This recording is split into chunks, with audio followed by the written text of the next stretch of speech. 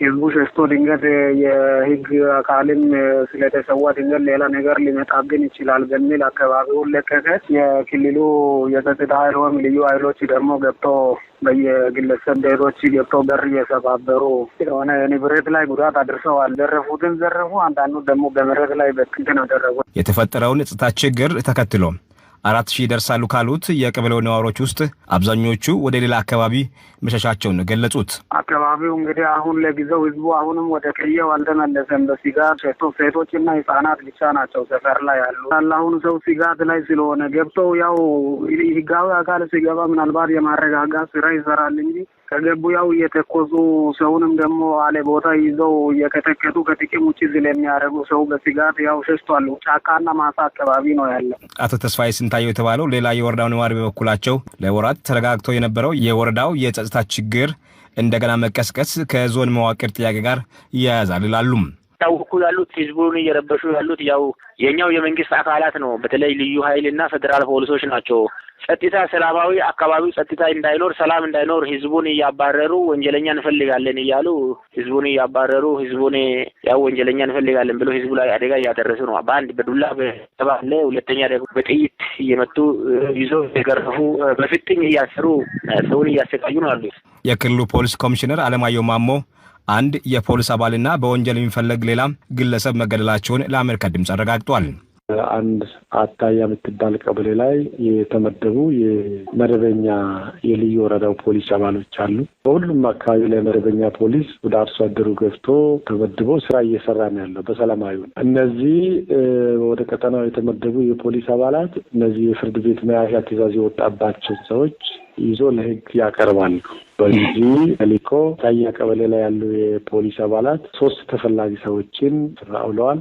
እነዚህም ደግሞ ሰዎችን ወደ ማዕከል ከመላካቸው በፊት እዛው ቀበሌ ላይ ይዘው ያሉ የነዚህ ቡድን የሆኑ ተፈላጊዎች ተደራጅተው በመደበኛ ፖሊስ አባሎች ላይ ባልጠበቁት ሁኔታ ተኩስ ይከፍታሉ። በዚህ ተኩስ ልውውጥ አንድ የወረዳው ፖሊስ አባል ተሰውቷል። እንደዚሁም አንድ ከሽፍቶች አንድ ተፈላጊ ተሰውቷል፣ ተገሏል። ስለዚህ በዚህ መልክ አንደኛው ከተያዘው ሲያመልጥ አንደኛው ተይዞ ለህግ የቀረበበት ነው ያለው። የክልሉ የጸጥታ ኃይል ከፌደራል ፖሊስ ጋር በመቀናጀት ክስ ተመስርቶባቸው በሌሉበት የተመሰከረባቸውን ወንጀለኞች በቁጥጥር ስር ያዋሉ መሆኑን አስታውቀው ችግሩ የተፈጠረው እነዚህ ወንጀለኞች እንዳያዙ የሚያደርጉና ለማስመለጥ የሚፈልጉ ቡድኖች በፈጠሩት ሁከት ነው ብሏል። ፌደራል አቃቤ ሕግም የፌደራል ፖሊስ መርማሪዎችም ድረስ ታዩ ተንቀሳቅሰው ምርመራዎችን አጣርተዋል። በርካታ ተጠርጣሪዎችንም በቁጥጥር ስር አውለዋል። በርካታዎቹ ደግሞ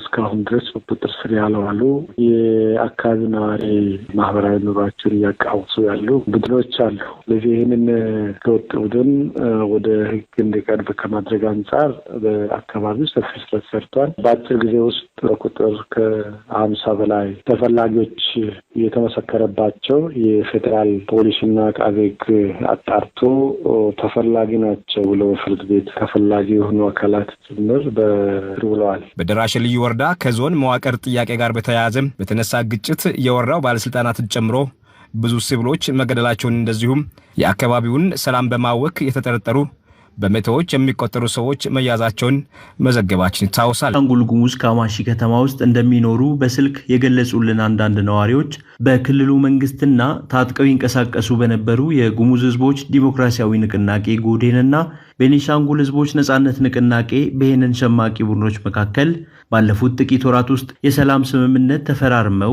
በሰላማዊ መንገድ ከገቡ በኋላ ሰላም ሰፍኗል ሲሉ ለአሜሪካ ድምጽ ገልጸዋል። በካማሺ ሆስፒታል ውስጥ ባለሙያ መሆናቸውን የገለጹት አቶ ሙለት አያና በአሁኑ ጊዜ በከተማውና ካማሺ ዞን ውስጥ ስላስተዋሉት የሰላም ሁኔታ ገልጸዋል። ሰላም ሆኖ ታጣቂዎቹ ወደ የኑሯቸው መግባት የጀመሩና ከዛ ጊዜ ጀምሮ ከተማውም ሆነ ወረዳው በጣም አንጻራዊ የሚባል ሰላም ነው ያለ።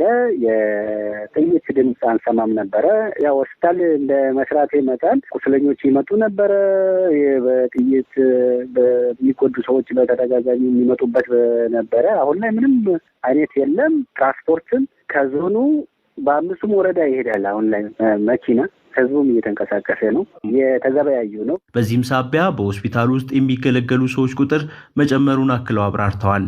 ሰዎች ታካሚዎች ወደ ሆስፒታል እየመጡ ነው። በተለይ እናቶች ለመውለድ በዞኑ ውስጥ ያለው ሆስፒታል ይሄኛው ነው። የከማሽ መጀመሪያ ደረጃ ሆስፒታል ብቻ ነው እና የጸጥታ ችግር በነበረበት ጊዜ የከማሽ ከተማ ዙሪያ ብቻ ነበረ አገልግሎት ስንሰጥ የነበረ እንጂ ከሌሎቹ ከአራቱ ወረዳ እንደገናም ደግሞ ከካማሽ ወረዳ ግማሹ የሚሆን አይመጡም ነበረ ለሕክምና።